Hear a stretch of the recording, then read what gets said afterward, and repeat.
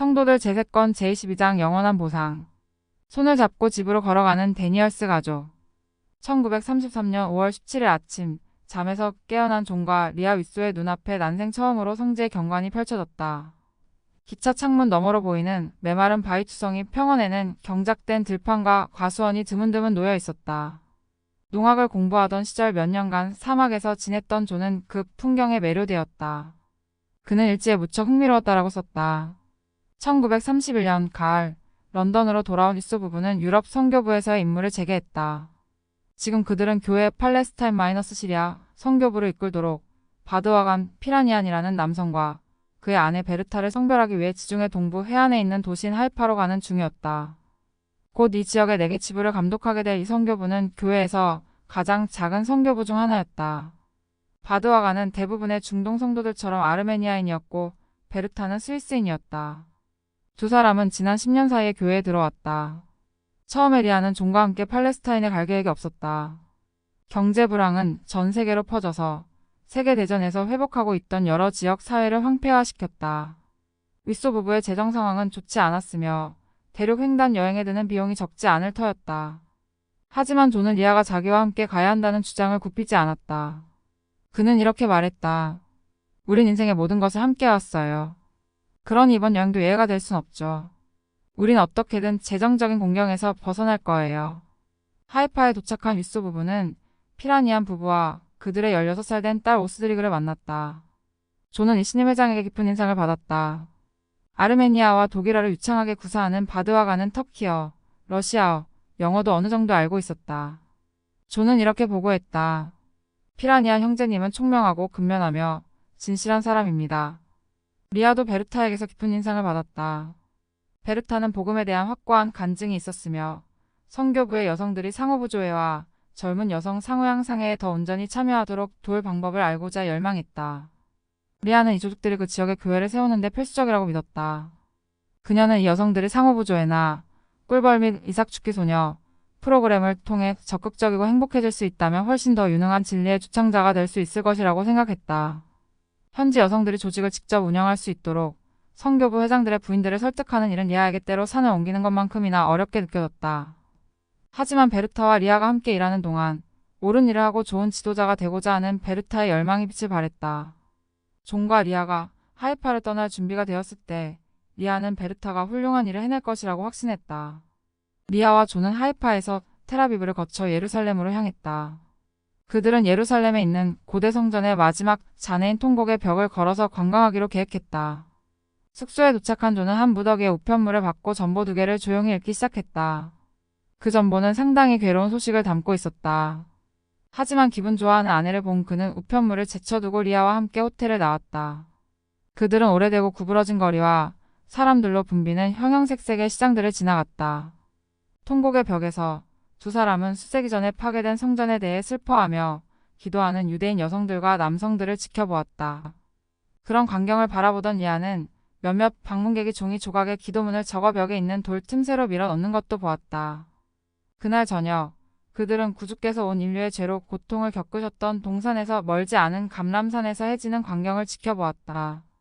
존은 전보 내용이 뇌리를 떠나지 않아 그다지 그 시간을 즐길 수 없었지만 리아는 거룩한 예루살렘 성 안에 있다는 사실에 감격스러워했다. 나중에 호텔 방으로 돌아온 뒤 마침내 존은 리아에게 자신의 마음을 괴롭게 하는 것에 대해 이야기했다. 그가 받은 전보는 히버 제 그랜트 회장이 보낸 것으로 그들이 하이파를 떠난 다음 날인 5월 27일에 리아의 어머니가 세상을 떠났다는 내용이었다. 예루살렘에 도착했을 때 리아가 너무도 즐거워하는 상태였기 때문에 차마 그 행복을 깨트릴 수 없었던 존이 그 이야기를 미뤄둔 것이었다. 그 소식은 리아에게 충격을 주었다. 어머니의 건강이 좋지 않다는 것을 알았지만 병이 그렇게 심각하리라고는 전혀 생각지 못했다. 어둠과 반항심이 순식간에 리아의 머릿속으로 들어왔다. 어머니가 돌아가신 때 왜 이렇게 멀리 있을 수밖에 없는 것일까? 리아는 어머니를 다시 만나 선교 사업에서 겪은 일들을 들려줄 날을 고대해 왔었다. 그런데 이제 모든 것이 바뀌었다. 기쁨은 사라져버렸다. 리아는 밤새도록 그리고 다음 날까지도 슬픔에서 헤어나오지 못했다. 다만 성전 사업에 그토록 많은 시간을 바쳤던 어머니가 고인이 된 소중한 이들과 즐겁게 재회하는 모습을 상상하며 그나마 위안을 얻을 수 있었다. 언젠가 어머니 수사가 썼던 유쾌한 시를 기억했다. 내가 이승의 해변을 떠나 더는 이 지구에서 어슬렁거리지 못할지라도 슬퍼 말아요. 울지 말아요. 한숨 짓지도 흐느끼지도 말아요. 난 더 좋은 일을 찾았을 테니. 6월 5일 리아는 그랜트 회장에게 늘 어머니께 친절을 보여준 것에 대해 감사를 표하는 편지를 썼다. 어머니는 훌륭한 많은 일들을 성취하며 장수하셨습니다. 어머니의 자식들은 우리 각자도 어머니께서 하신 것처럼 진리를 사랑하고 진리를 위해 살기를 기도합니다. 그의 말, 남아프리카, 케이프타운 사랑 지부의 회장인 윌리엄 데니얼스는 자신의 임무에 충실히 임하고 있었다. 그는 신권의식을 집행할 수는 없었지만 월요일 저녁 모임을 감리하고 지부 업무를 수행하고 자신이 보살피는 성도들에게 조언을 주고 남아프리카의 다른 지부 회장들과 함께 선교부 지도자 대회에 참석할 수 있었다. 어느 날 윌리엄은 몹시 아팠다. 곧 병이 나을 것이라 확신한 그는 곧장 선교사들에게 축복을 요청하지도 않았다. 하지만 상태는 악화되었고 의사들의 근심은 깊어만 갔다. 그는 70이 다 된 나이였고 심장도 약했다. 6주가 지난 후에야 윌리엄은 선교부 회장 사택에 연락하여 축복을 부탁했다. 당시 돌턴 회장은 그곳에 없었기에 축복은 다른 선교사가 와서 해주었다. 축복을 받은 윌리엄은 한동안 나아지는 듯 했으나 결국 병이 재발했다. 이번에는 돌턴 회장이 와서 축복을 주었다. 윌리엄의 생사가 걱정된 돌턴 회장은 그를 위로하기 위해 아내 제니브와 자녀들을 함께 데리고 왔다. 돌턴 회장은 윌리엄의 상태를 보고 눈물을 흘렸다. 돌턴 회장 가족은 침상 주위에 무릎을 꿇었고 5살 난 조지 돌턴이 기도를 드렸다. 그런 다음 돌턴 회장은 윌리엄의 머리에 기름을 붓고 축복을 주었다. 돌턴 회장은 윌리엄에게 그가 다시 케이프타운 성도들과 함께 예배를 드릴 수 있게 될 것이라고 약속했다. 몇 주 케이프타운으로 다시 온 돌턴 회장은 윌리엄이 외출을 할 정도로 건강해졌다는 것을 알게 되었다. 그들은 함께 모브레이 지부 주일학교에 참석했고 성도들은 윌리엄에게 말씀을 부탁했다. 윌리엄은 부축을 받아 연단에 올랐다. 그는 신앙의 치유력에 대해 간증했다. 모임이 끝나자 노소를 막론하고 그곳에 있던 모든 사람이 그와 악수를 나누었다. 이내 그는 사랑 지부에서 자신의 임무를 온전히 재개할 수 있었다. 윌리엄은 선교사들과 그들로부터 받은 치유의 축복으로 기뻤다. 그는 언젠가 지부에서 이런 말을 하기도 했다. 저는 모든 부를 가진 왕보다 더 많은 축복을 받은 것 같습니다. 저의 집에 그 훌륭한 분들을 모실 수 있는 영광에 대해 그리고 저에게 기름 축복을 해준 장로들에 대한 신앙을 행사할 수 있었던 것에 대해 주님께 감사드립니다. 건강이 호전된 후 윌리엄은 자신의 간증을 선교부 신문인 쿠모라의 남부 전령사에 기고했다. 그는 교회에서 경험한 일들을 돌아보며 자신의 개종, 인생을 바꾼 솔트레이크 시티 방문, 그리고 신권 권능을 경험한 최근의 일을 상세히 기술했다. 제 간증은 조셉 스미스가 하나님께서 후기에 세우신 선지자였다는 것과 회복된 복음에는 오직 그리스도의 가르침만이 담겨 있다는 것입니다. 저는 하나님이 살아계시고 기도를 듣고 응답하신다는 것을 압니다. 예수님은 부활하신 구속주이시며 참으로 참되고 살아계신 우리 하늘 아버지의 아들이십니다. 장모상을 당하고 얼마 지나지 않아서 존 윗소는 그랜트 회장으로부터 서한을 받았다. 거기에는 이렇게 적혀 있었다. 장로님의 귀환에 대해 매우 솔직하게 말씀해 주셨으면 합니다. 귀환하여 사랑하는 이들과 함께하기를 원한다면 망설이지 말고 말씀해 주세요. 장로님은 최고로 훌륭하게 선교 사업을 수행하셨습니다. 존은 어떻게 답변해야 할지 몰랐다. 사실 자신과 리아는 이미 6년간 봉사했는데 이는 최근에 부름받은 다른 유럽 선교부 회장들보다 2배나 긴 기간이었다. 게다가 수사가 세상을 떠난 지금 유타에 있는 가족들이 자신들을 그리워하고 가족들에게 자신들이 필요하다는 것도 존은 알았다. 그러나 자신과 리아는 유럽에서 지내는 것이 편해졌으며 즐겁게 선교 사업을 수행하고 있었다. 리아는 분명 선교 사업을 그리워할 것이었다. 그녀가 유럽 교회에 미친 영향력은 어디에서나 볼 수 있었다. 리아는 현재 여성 조직을 강화하고 지혜의 말씀을 더욱 충실히 지키도록 격려했으며 유럽 회원들에게 적합한 상호부조의 공과를 정립했다. 그녀는 유럽판 꿀벌 소녀 지침서를 막 완성한 참이었는데 이 지침서는 상호 양상의 프로그램을 유럽 전역에 있는 청녀들의 필요사항에 맞게 개작하고 상당히 단순화시켰다. 선교 사업은 이제 새로운 도전에 직면해 있었다. 경기 침체가 전 세계로 확산되면서 유럽의 11조 수익이 급감하고 일부 지부들은 임대료를 내지 못해 집회소를 잃었다. 대공황으로 인해 봉사할 수 있는 선교사들의 수가 급격히 줄어들었으며 아들이 집에 남아 가족 부양을 거들어야 하는 가정도 많았다. 1932년에 선교사 부름을 받아들인 남성은 399명으로 이는 1920년대 연간 선교사 수 최고치가 1,300명이었던 것과 비교가 되었다. 선교사 인원이 이렇게 줄어든 상황에서 유럽에서의 현장 경험이 많은 존과 리아가 유럽 선교부를 계속 이끄는 것이 교회의 최선일까? 존은 그랜트 회장에게 자신과 리아는 기꺼이 이 문제를 선지자의 손에 맡긴다고 말했다. 저는 저의 방식보다 주님의 방식이 더 낫다는 것을 언제나 알고 있습니다. 라고 그는 썼다. 7월 18일 존은 사도 조셉 F. 메리 자신의 후임으로 유럽 선교부 회장 부름을 받았다는 전보를 받았다. 떠나는 것 쉽지는 않겠지만 존과 리아는 그것이 옳은 결정이라고 느꼈다. 9월이 되자 그들은 떠나기 위한 준비로 분주해졌다. 리아는 런던에 있는 선교부 회장 사택에서 업무를 정리하고 존은 마지막으로 유럽 대륙을 다니며 전반적인 상황을 살폈다. 존이 마지막으로 들른 곳은 독일 베를린에 있는 선교부 사무실이었다. 그해 초에 아돌프 히틀러는 독일 수상에 임명되었으며 그가 이끄는 나치당은 국가 장악력을 강화하고 있었다. 이를 우려한 제1회장단은 존에게 독일의 상황과 그곳 선교사들의 안전 여부를 보고해달라고 요청했다. 존은 히틀러의 권력 상승과 그것이 독일에 미치는 영향을 면밀히 주시하고 있었다. 많은 독일인들은 15년 전 전쟁에서 패배한 것을 여전히 언짢아 했고 승전국들이 가하는 가혹한 제재에 분노가 깊었다. 존은 제1회장단에게 다음과 같이 알렸다. 독일 국민들의 정치적 긴장감이 드러나고 있습니다. 이 상황이 골마 터지게 되었을 때 그 독이 사회구조 전반으로 확산되지 않고 빠져나가기를 바랍니다.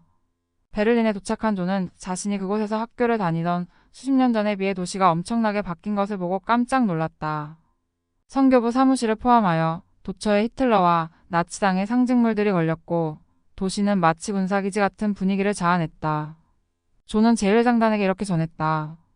나치 국기가 벽에 걸려있는 것이 현 정부가 독일에서 하고 있는 모든 것을 받아들인다는 의미가 아니라 자신이 살고 있는 나라의 합법적 정부를 지지한다는 사실을 보여주는 증거이기를 바랍니다. 독일에 있는 두 선교부의 회장들과 이야기를 나눈 존은 교회가 독일에서 당장 위험에 처한 것은 아니라는 점에 안도했다. 나치 비밀경찰인 게스타포는 베를린에 있는 선교부 사무실의 기록뿐 아니라 여러 지부의 서적들도 조사했지만 지금까지는 교회가 독일 정부의 권위에 반하지 않는다는 것에 만족하는 듯했다. 그러나 존은 히틀러가 독일 국민들을 또 다른 전쟁으로 이끌어가고 있는 것에 두려움을 느꼈다. 이미 그 지역의 성도들은 문제가 생기면 지부를 맡아 교회 회원들을 돌볼 준비를 하고 있었다. 존은 선교부 회장들에게 필요하다면 두세 시간 내로 선교사들을 독일 밖으로 이동시킬 계획을 세워두라고 조언했다. 그는 또한 제1회장단이 향후 독일로 보내는 선교사 수를 제한하는 것이 현명할 것이라고 판단했다. 이틀간의 모임 후 존은 런던으로 돌아가기 위해 베를린 사무실을 떠났다. 그는 익숙한 거리 운터델린델로를 걸었다. 베를린 중심부에 있는 이 거리의 명칭은 산책로에 늘어선 참피나무의 이름을 딴 것이었다. 기차역을 향해 걸어가던 그의 시야로 한 중대의 군인들이 들어왔다. 경계를 서는 군인들과 임무 교체를 하러 가는 그들은 다리를 굽히지 않고 높이 드는 거위걸음으로 도시를 행진했다. 그리고 거리로 몰려 나온 수천 명의 히틀러 지지자들은 그들 주변에서 열광했다. 1934년 봄, 엘라베마주에서 교회에 가입한 아프리카계 미국인 성도 렌과 메리오프는 오하이오주 신시내티의 외곽에 살고 있었다. 이 부부가 새로운 직장을 찾아 자녀들을 데리고 그 지역으로 이사를 한 것은 1928년 여름이었으며 렌은 곧바로 공장에서 안정된 일자리를 얻었다. 그들은 5자녀가 있었고 한 명의 아이가 더 태어날 예정이었다. 신시내티는 남부주와 접경한 북부 도시였으며 도시 내 지역 대부분에서 남부의 여느 곳 못지않은 인종분리 정책을 엄격히 시행했다. 호프 가족은 흑인이었기 때문에 특정 구역에 살거나 특정 호텔에 머물거나 특정 식당에서 식사를 하는 것이 허용되지 않았다. 극장에서도 흑인 관람객들을 위한 별도의 좌석이 정해져 있었다. 이 도시에 있는 몇몇 학교와 대학교들은 흑인 학생들의 입학을 금지하거나 교육 기회를 크게 제한했다. 또한 몇몇 종파는 백인 회중과 흑인 회중이 따로 모였다. 호프 가족이 이사를 하고 처음으로 참석한 곳은 신시내티 지부였다. 당시 교회는 인종분리에 대한 정책이 없었고 와드와 지부들이 현지 상황에 따라 독자적인 정책을 수립하곤 했다. 처음에 호프 가족은 신시내티 지부의 환영을 받는 듯 보였다. 그러다 찰스 앤더슨 지부회장에게 호프 가족이 모임에 계속 온다면 자신들은 모임에 참석하지 않겠노라고 말하는 한 무리의 회원들이 생겨났다. 찰스는 렌과 메리를 좋아했고 그들에게 교회에 오지 말라고 요구하는 것은 옳은 일이 아님을 알았다. 렌은 신시내티로 이사 오기 전까지 솔트레이크 시티에서 살았었는데 그곳에서는 몇 안 되는 흑인 성도들이 백인 이웃들과 함께 교회에 참석했었다. 렌은 신시내티 내 인종차별주의에 꼴이 깊다는 것을 알았다. 그리고 자신이 사람들의 감정을 바꿀 수 있다고 생각하지도 않았다. 얼마 전에 지부의 경계가 재조정되어 남부의 많은 성도들이 찰스가 감리하는 영역으로 들어와 있었다. 하지만 호프 가족이 교회에 오는 것을 반대하는 사람은 남부 성도들만이 아니었다. 찰스가 수년간 알고 지내온 몇몇 오래된 지부 회원들도 흑인과 백인이 함께 교회에 참석하는 것이 교회를 비판하는 지역 여론의 성도들을 경멸할 새로운 구실을 줄 것이라며 우려를 표했다. 찰스는 무거운 마음으로 호프 가족의 집을 찾아가 지부 회원들의 반대를 전했다. 제 인생에서 여태껏 했던 방문 중 이번이 가장 힘든 방문이네요. 라고 그는 말했다. 그는 호프 가족과 교회의 관계가 지속될 수 있도록 돕겠다고 약속했다. 우리는 할 수 있는 일을 다 할 것입니다. 찰스는 이렇게 말했다. 특별히 형제님의 가족에게 성찬을 전달하고 형제님의 가정에서 예배를 드리기 위해 매달 이곳으로 올 것입니다. 찰스의 결정에 상심한 렌과 메리는 지방부 대회와 그 밖의 특별 행사들을 제외하고는 교회의 발기를 끊었다. 대신 매달 첫째 주 일요일마다 호프 가족과 예배를 드리고 싶어하는 지부 회원들과 선교사들이 호프 가족 집에 와서 간증 모임을 가졌다. 호프 가족은 사적으로 현지 성도들이 집을 방문하는 것도 즐거이 반겼다. 호프 가족은 넓은 현관과 흰색 말뚝 울타리가 있는 방 4개짜리 아늑한 집에 살았다. 호프 가족의 집은 주로 아프리카계 미국인이 사는 동네에 있었는데 그곳은 지부 집회소에서 북쪽으로 약 16km 거리였고 신시내티에서 시내 전차를 타고 정거장에 내려 약 1.6km만 걸어가면 도착할 수 있었다. 호프 가족은 한 달에 한 번 열리는 일요일 모임에서 성찬을 취하고 나이가 많은 사람부터 어린 사람 순으로 간증을 했다. 호프 가족의 재능 있는 딸들은 이따금 노래를 부르거나 피아노를 연주했다. 모임이 모두 끝나면 호프 가족은 구운 칠면조와 옥수수빵, 감자, 샐러드 등 집에서 요리한 음식들로 맛있는 식사를 대접했다. 호프 가족을 방문한 성도 중에는 찰스와 그의 보좌인 크리스티안 방, 엘빈 길리엄도 있었다. 이따금 크리스틴 앤더슨과 로사 방도 남편과 함께 왔다. 지부석인 버넌 카울과 그의 아내 이디스, 그리고 지부회원인 로버트 마이어와 레이먼드 채핀도 종종 가족을 데리고 호프 가족의 집을 찾았다. 몇몇 지부 회원들의 집에서 초등의 반을 가르쳤던 자매 선교사들은 호프 부부의 자녀들을 위해서도 초등의 반을 열었다. 그리고 방부부의 큰딸인 엘리자베스가 종종 그 일을 도왔다. 가끔 호프 가족은 신시내티 동물원이나 그 밖의 장소에서 선교사들 또는 지부 회원들과 만나 담소를 나누었다. 1934년 4월 8일 메리 호프는 아들을 낳았다.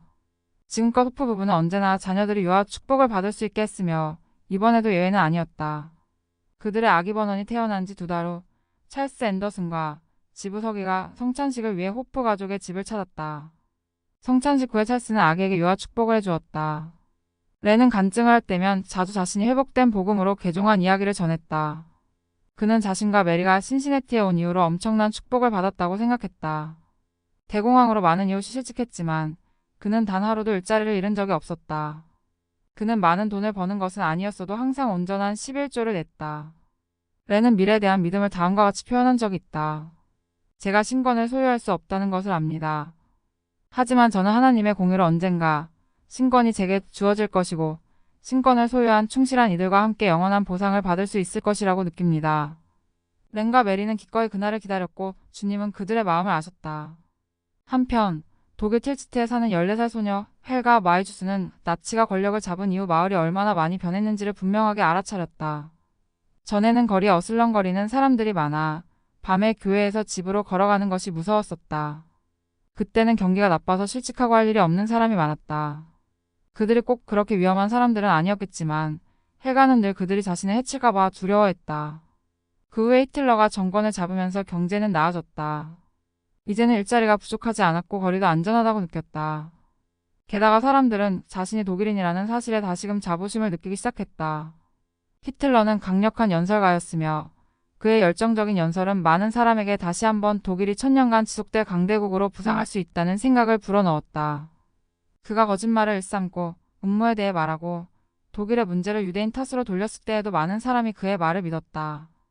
독일의 다른 어떤 사람들처럼 독일의 후기 성도들도 히틀러에 대해 다양한 의견이 있었다. 일부는 그를 지지했고 일부는 그가 권력을 잡고 유대인을 증오하는 것을 경계했다. 헬가의 가족은 그다지 정치에 관심이 없었으며 공개적으로 나치당에 반대하지도 않았다. 하지만 헬가의 부모는 히틀러가 독일을 위한 올바른 지도자가 아니라고 생각했다. 특히 헬가의 아버지는 히틀러 만세를 인사말로 사용하도록 강요받는 것이 싫었다. 비록 남들이 동조하지 않더라도 그는 전통적으로 사용해온 안녕하세요 라는 인사말을 써야 한다고 주장했다. 하지만 헬가는 히틀러 만세라고 말하지 않거나 손을 들어 나치 경례를 하지 않는 것이 무서웠다. 자신이 그렇게 하지 않는 걸 누가 보기라도 한다면 공경에 처하게 될 수도 있을 것이다. 사실 헬가는 눈에 띄는 언행을 하는 것이 너무도 두려웠던 나머지 나치가 자신의 마음을 읽고 벌을 줄까봐 걱정이 되어 종종 히틀러에 대해서는 아예 생각도 하지 않으려고 애를 썼다. 하지만 그러면서도 나치당의 화려한 행사는 즐겁게 구경했다. 거리에서는 나치 댄스가 펼쳐지고 제복 차림의 군인들이 행진을 했다. 나치는 독일의 젊은이들에게 민족주의와 충성심을 심어주려 했고, 그래서 젊은이들을 끌어들이기 위해 융거리와 고무적인 음악, 다양한 형태의 선전 방법을 자주 활용했다. 이 무렵 헬가는 꿀벌 소녀가 되었다. 교회는 얼마 전에 청녀 상호양 상해를 꿀벌 소녀로 명칭을 바꾸었다. 헬가의 반원들은 성인 지도자의 지도에 따라 목표를 세우고 독일어판 꿀벌 소녀 지침서에 붙일 다채로운 증표를 획득했다. 헬가는 지침서를 소중히 여겼는데 흑백 사파를 색칠하고 달성한 목표에 펜이나 연필로 X 표시를 하면서 그 책을 자신만의 것으로 만들어 나갔다. 헬가는 지침서에 나오는 것들을 이행해 나가며 수십 개의 목표에 완료 표시를 했다. 헬가는 위대한 음악가 5명의 업적을 이야기하고 일찍 자고 일찍 일어났다. 또한 3번의 금식 간증 모임에서 간증을 하고 교회의 가르침이 다른 기독교 신조와 어떻게 다른지와 관련하여 가장 중요한 점들을 알았다.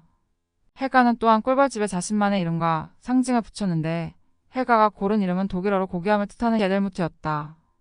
헬가의 상징은 알프스 산맥의 고지대에서 자라는 작고 희귀한 꽃인 에델바이스였다.